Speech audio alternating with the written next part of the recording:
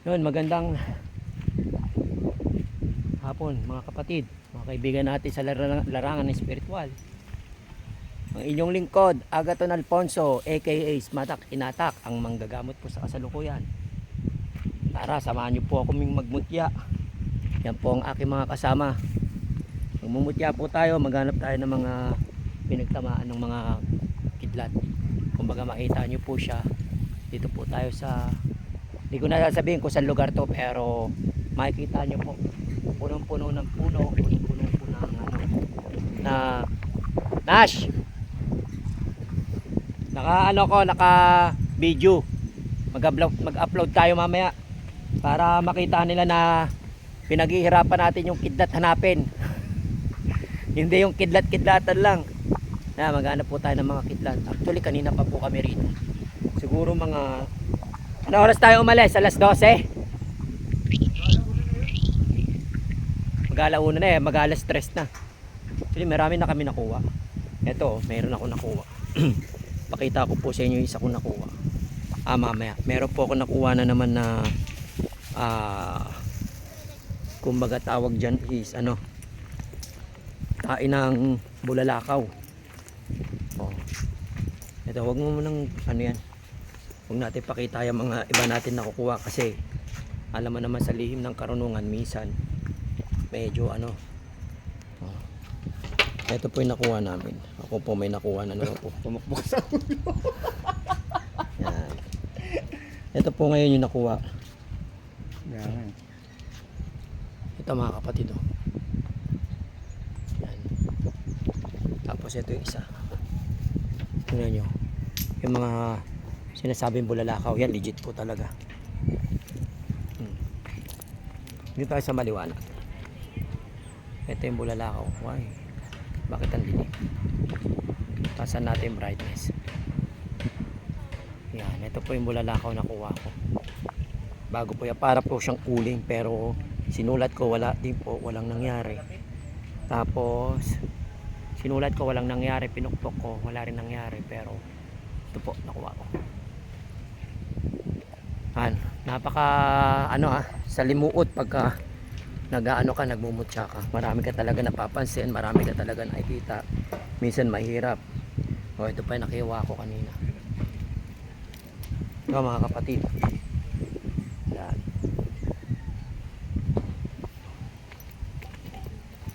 Tayo, sinisiksik namin yun.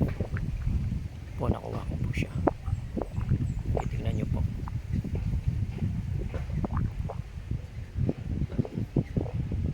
Siya ordinaryo ba ito? Mamaya po alamin ko po kung legit po ito nakuha natin na parang pangil lang kidlat titignan natin pangil lang kidlat, pero pag tinignan naman natin trespiko kong kidlat pag tinignan natin. Pero mamaya pag uwi natin ito po natin makikita lahat po yan kung legit po yung mga nakuha natin. Wait lamang po ano lang natin yung video kasi wala tayong taga video, wala na tayong mga kasama. Yan, kaya mga kapatid, ako po talaga pinaghihirapan ko po hanapin yung mga kidlat. Yan, mga kidlat. Dati kasi puro kidlat kinukuha ko. Ngayon pinahinga ko, gagawin naman natin ngayon ulit kidlat na naman po, atupagin natin, atupagin sa paghahanap. Kaya yan, may mga kasama ako dito. Kalat-kalat kami. Kalat-kalat. Kung saan po kami naghahanap. May dala pa nga akong plastiko. Plastic. Pero makikita nyo naman kung legit o hindi. Pagka nakita po ninyo. Yan. Kasi may mga pamamaraan po para makita po natin kung legit yung kidlat. Pero kanina pa po kami rito. Siguro mga alas 12. Hanggang alas 3 na po, 3 oras na po kami nag-iikot.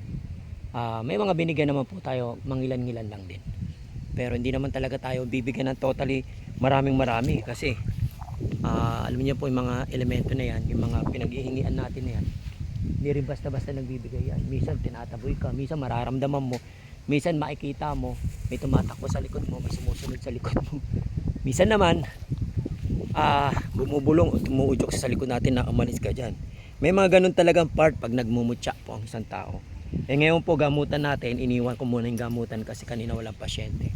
Pero may tao naman po doon sa lugar namin. May tao naman po ako doon. Mag-text na lang po kasi medyo talagang kailangan ko po maghanap. Yan. Unti-unti na po natin ulit maghanap ng kidlat. May nakuha na po tayong kidlat, ha? Nakita nyo po kanina. May nakuha na po tayong kidlat kanina. Yung trespe kong kidlat. Kapagod na, baka abutan pa kami ng ulan. Tapos yan, puro putik pa. Ay nako, puro putik pa, nakapakan po putik.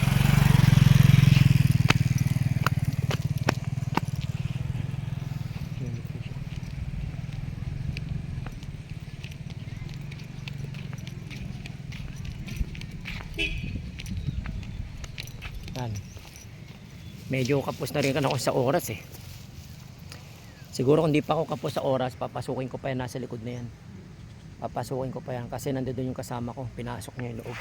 Sabi ko mag-ingat lang siya, pakiusap lang siya, magtapi-tabi lang, mag-atang lang siya para hindi siya maano. Kasi importante lang naman dyan mag-ano kayo, makiusap ka. Kaya mga kapatid, medyo maputik. Tingnan nyo, medyo masukal. Masukal po talaga siya. Ito po. Yan po yung mga lugar na pinupuntahan ko. May mga bahay-bahay.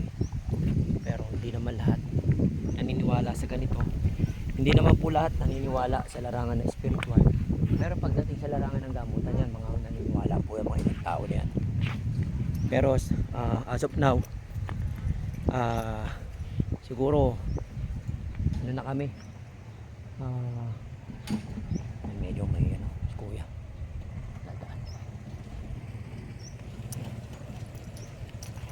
Kuya, shoutout ka muna dyan. Dito kaya sinimulan ko na po ulit maghanap ng mga mutya kasi medyo mahirap ngayon gaanban. Hindi tayo pwede mag-testing ng mga gamit, lalo sa mga baril. Bawal po, pero kasi pag nagte-testing kami doon ako sa mga firing range. Pero ngayon ano tayo, mutya. Hanap tayo ng mutya ng mga agimat. Kailangan kasi may kasama rin tayo doon pag pumasok. Kasi may mga balwarte mga kapatid. Balwarte, mamaya may balwarte doon. Minsan dito talaga tayo papapasukin yan. Kailangan may kasama rin tayo doon pagpunta natin. Yun po mga kapatid. Update tayo ulit. Kung siguro kayo naman, kung bukas naman kayo, makikita nyo kung ano yung mga nilalang nandiyan dyan. Nandun po kasi sa kabila yung iba eh. Hiwa-hiwalay kami.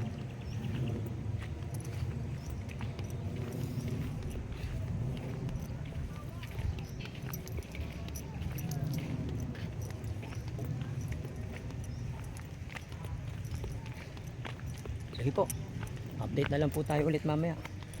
Pag ano, medyo gugutom na rin ako, mag-ano na po tayo. God bless, God bless. Yung lingkod, Agaton Alfonso, aka Smata Kinatak, ang manggagamot sa kasalukuyan. Pahinga muna tayo dito.